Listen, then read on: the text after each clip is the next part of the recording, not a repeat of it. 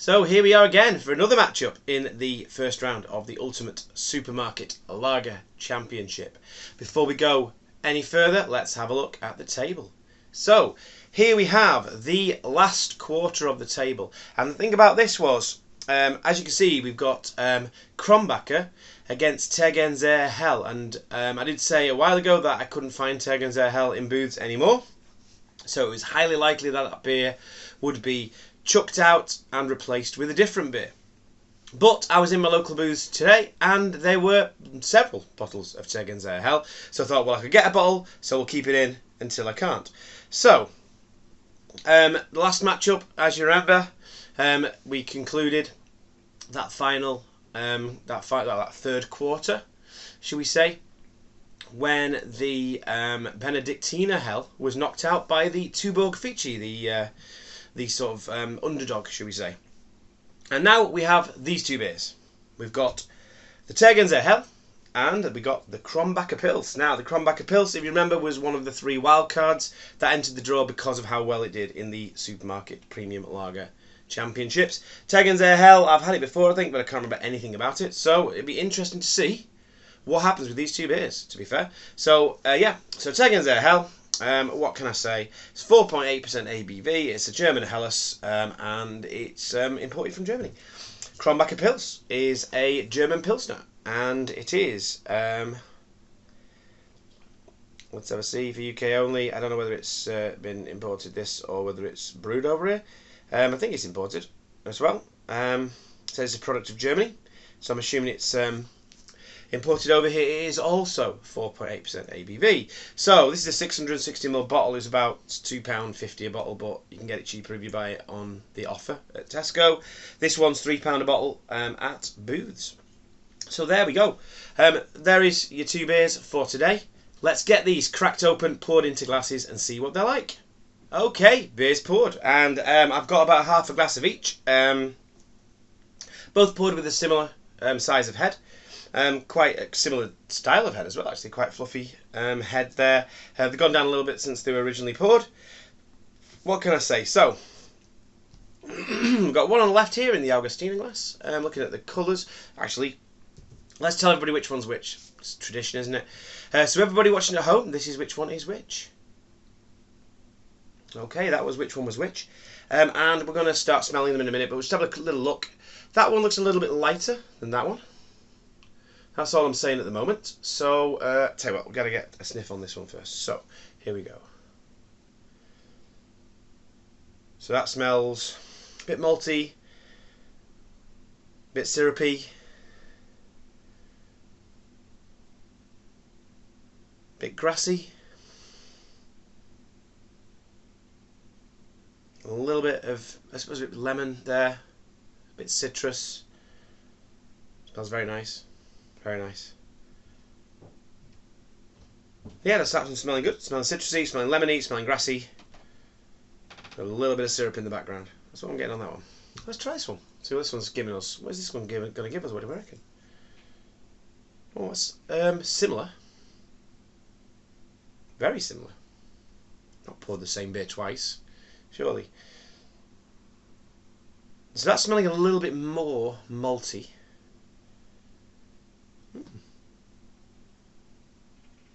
They are very similar smells.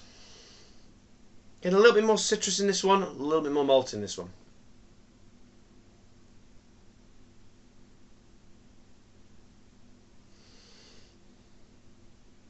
I think I'm preferring the smell to this one. This one's got a little bit more zinginess in the smell. There's a bit more zinginess in that smell there. Smells like it'd be a bit more refreshing. Yeah, but if the tastes are anything like the smells, I'm not going to be able to tell which one's which out of these, which is good. Yeah, I mean, I kind of remember what Krombacher smelled like. Both of these are smelling like Krombacher, to be honest. Have another go on them. Yeah, but they're both quite citrusy. They're both a little bit syrupy. They're both quite a little bit malty. This one smells a bit fresher, a bit more vibrant. This one smells a little bit more full in the flavour. Interesting. Right, okay, I'm going to start this one. Have a little bit of swill first. Let's wake up the taste buds with this one, eh? Cheers.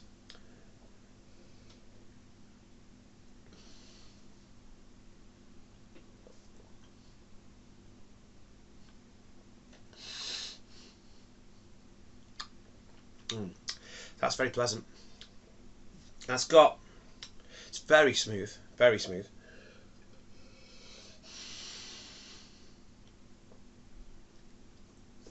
It's incredibly smooth. It's got a lovely biscuitiness in the flavour, a bit of oatiness, quite creamy, very refreshing, lovely aftertaste.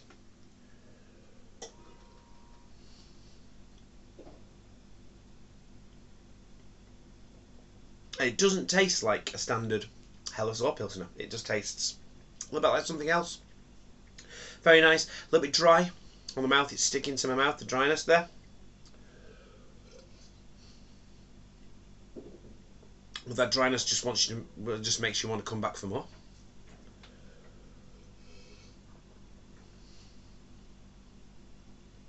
Lovely biscuity breadiness on there. Quite low bitterness, but it's quite dry. There's a little bit of bitterness tingling the sides of the tongue there, but not a lot. A little bit of an aftertaste there, a little bit nice little bready aftertaste. It's really nice. This is really good. This is a really good beer. It's got a lot to it. Flavours are quite light. It's not full on, in your face in flavour. But again, you don't want a lager that's got an overpowering flavour. You want it to be quite light, but with quite a complexity to the flavours. That one does have that. Okay, let's go in for the Budvar glass. Cheers.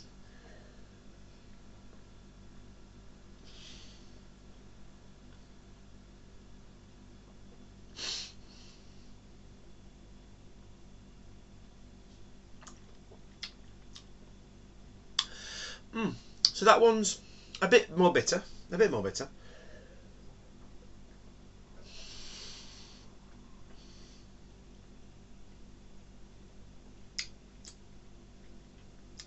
But not bitter like I remember the Bitburger being. It's less bitter than that. A little bit of maltiness running through it.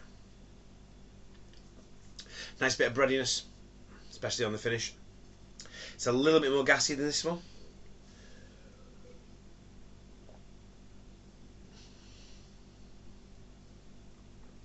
It's quite crisp. It is crisp. It's crisp, it's clean, it's tasty, it's bitter. It's got a lot going up for it.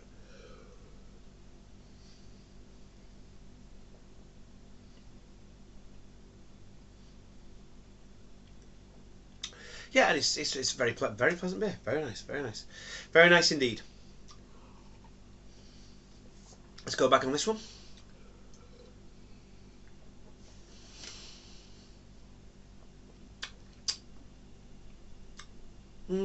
They are quite similar in flavour profile, really. I mean, this one's a little bit more bitter. Got a bit more on the lemony front. This one's very bready.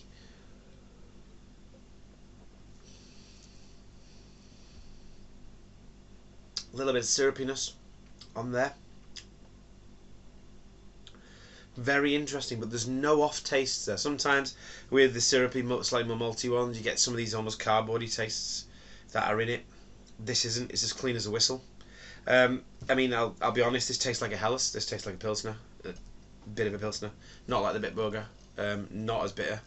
But this has got more Pilsner vibes with the lemon and the grass. This has got more Helles vibes with this kind of syrupiness and the breadiness. So I think I know which one's which, even though I'm trying not to think about that. But I'm still trying to be objective about which I prefer. Those of you who watch these taste tests know I do prefer a Helles than a Pilsner. But I could have these the other way around. But as it depends, doesn't it? Really, I mean, as I saw with the Bitburger, a really good Pilsner can be a not quite so good Helles, or a decent. I mean, I wouldn't say not quite as good. The ABK is a decent Helles. It's a good Helles. But the Bitburger is a good Pilsner, in my opinion.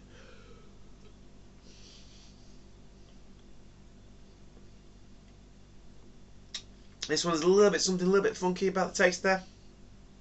It is crisp, it is quite clean, but there is a little bit something in there possibly. I don't know. splitting hairs a bit. To be honest, I'll say what I've said about a lot of these beers. These are both really nice. These are really good beers, both of them. I'm really enjoying both of these, and you can see how much I'm drinking. I'm really enjoying them. It's not easy to tell a winner, really.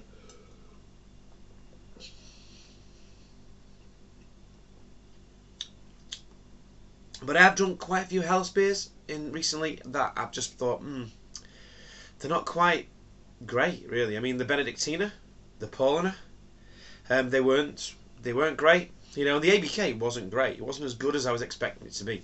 So when you get a Helles that is really good, and this one really is hitting all the right spots, it's something to cherish, and it's an absolute banging beer. This in like a handled stein glass would be absolutely amazing. It'd be dangerous in a handled stein glass, because I would not be able to stop drinking this. It's got it's lovely little breadiness in the background there. It's just absolutely delicious. This one's good, but not quite my cup of tea, and I don't think it's as good as that one. So this one's going through. I'm going to guess this is the Tegernseer, just because it tastes like a Helles. This one I'm going to think is the Krombacher, because I think it tastes like Krombacher, basically. I could be wrong. If I am wrong, that will be very interesting to see. But we'll find out in a minute, because I'm going to find out which one was which, and I will be right back.